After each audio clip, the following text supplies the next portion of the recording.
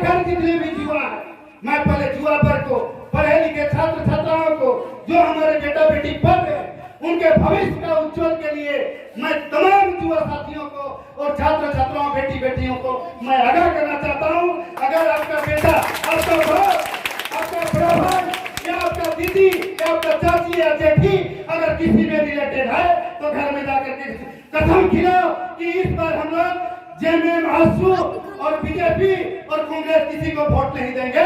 जयराम महतो का टीम से जो आएगा उसी को वोट देंगे और जयराम महतो को हम लोग सीएम बनाएंगे और जिस आंदोलन को हम लोग मुख्य रूप में बोल रहे हैं उस आंदोलन को मुकाम तक पहुंचाएंगे। ये कसम खानी होगी। पहले किसको खाना होगा? तमाम युवा को, छोटे से लेकर ये बच्ची को भी अपना माता पिता को समझाना होगा। स्कूल के बच्चों को, कॉलेज के बच्चों को, जितने भी बच्चे हैं, पार्टी के मोह माया को छोड़ना होगा। मैं भी किसी पार्टी से रिलेटेड था, लेकिन क्यों छोड़ा? आज अगर मेरा बेटा मुझे पूछेगा, आज अगर मेरा बेटी पूछेगी, पापा आप 23 साल तक, 23 या 30 साल तक किसी न किसी पार्टी में रहे तो न तो अपने लिए कुछ कर पाए न तो मेरे लिए कुछ कर पाए, आपसे मेरा धिक्कार है, तो मैं क्या जवाब दूंगा? बोलिए। तो पार्टी में रहना उचित है कि इस माटी के लड़ाई में फिर जाना उचित? बोलिए। तो माटी की लड़ाई में सबको आना होगा।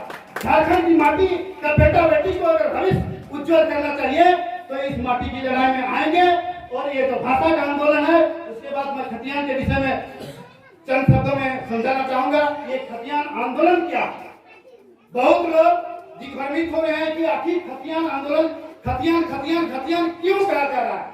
खतियान आंदोलन इसलिए जरूरी है, खतियान ही मेरा पहचान है, खतियान ही मेरा पहचान है, यही मेरा लक्ष्मण रेखा है।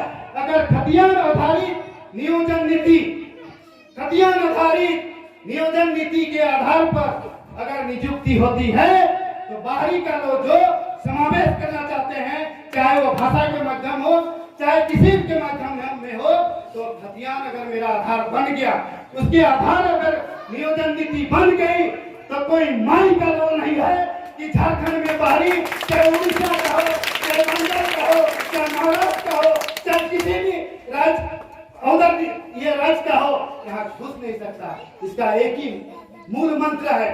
युवा या बुजुर्ग, चाहे हमारे मास्टर साहब हैं, सबको जानते हैं कि जब भी हम आय जाति आवासीय प्रमाण पत्र निकालने जाते हैं, किसकी जरूरत होती है? खतियान। किसकी जरूरत होती है? बिना खतियान का हम लोग किसी जाति का न तो जाति न तो है न आवासीय बनता है। बनता है? बिना खतियान का नहीं बनता है।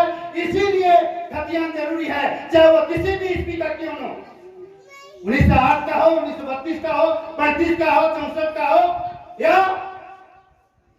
65 का हो, जो भी अलग अलग समय सेटलमेंट में जहां कैसा हुआ है, अगर मेरे हाथ में खतियान है, जिस कोने में भी जो भी हमारे झारखंडी लोग हैं, उसी आधार पर हमें आय जाति और आवासीय प्रमाण पत्र मिलता है। मिलता है जी? बाहरी को मिलेगा? अगर वो आधार बन गया, खतियान के आधार पर नियोजन नीति बन गया, ये नीति पहले ही बनना चाहिए था। अलग झारखंड होने के बाद ही ये नीति बनना चाहिए था, तो आज यहाँ बाहरी लोगों का प्रकोप नहीं होता। हमारे झारखंड से इस अधिकार से भी कोई बीडीओ, कोई सीओ, कोई डीएसपी, कोई दारोगा, कोई छोटे से छोटे किसी न किसी पोस्ट में इतने विभाग पड़े हुए हैं। होता ना जी? होता ना? तो दुर्भाग्य की बात है, यहाँ किसने मारा हम लोग को? बाहरी आदमी मारा कि हमारे लोगों ने हमारी जो ये थी उसको मारा है? पहला दोषी है आजसू और बीजेपी। पहला दोषी है आजसू और बीजेपी, जो 17 साल इस राज्य में केवल लूटने का काम किया। अपने क्षेत्र के युवक और युवतियों के लिए कोई रोजगार का सृजन उत्पन्न किया। सुदेश महतो बड़ी बड़ी ढींग हाकते हैं। उदाहरण स्वरूप मैं कह देता हूँ, अगर वो चाहते तो घमासान जब उस समय आंदोलन होता था, उस समय इस नीति के लिए उसको अध्यक्ष बनाया गया था। क्यों नहीं किया? क्यों नहीं किया? करना चाहिए था, करना चाहिए था ना। इसलिए आजसू भी मेरा दुश्मन है, बीजेपी मेरा दुश्मन है, जेएमएम भी मेरा दुश्मन है, और कांग्रेस तो आज नहीं, शुरू से ही झारखंड को मरमाहत किया। इसलिए साथी मैं कहना चाहूंगा कि आज के दिन से अगर हमें वास्तव में हमारे बेटा और बेटियों का उज्जवल भविष्य बनाना चाहते हैं, तो जब तक ये खतियान आधारित नियोजन नीति नहीं बनती है, केवल 1932 हम लागू कर दिए बोल करके झारखंड मुक्ति मोर्चा ने पूरे झारखंड के रोड में चौक चौराहा में अपना फोटो चमकाया। हुआ खतियान, हुआ खतियान गुहार के नाम पर पे अरबों रुपया खर्चा किया। किसका गया? झारखंड सरकार का खर्चा हुआ नहीं हुआ? यही सरकार बोल रही है कि मैंने तो राज्यपाल को भेज दिया था, वो वापस कर दिया। मैं आपको एप्लीकेशन देता हूं और वापस करेंगे तो मैं लड़ूंगा कि चुपचाप बैठे रहूंगा? बोलिए।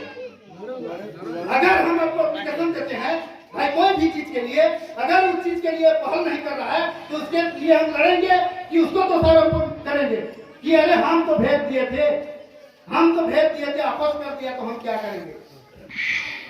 इसका मतलब हाथ में चूड़ी पहने हो। इतना बड़ा संगठन है झारखंड मुक्ति मोर्चा का, इतना बड़ा संगठन है।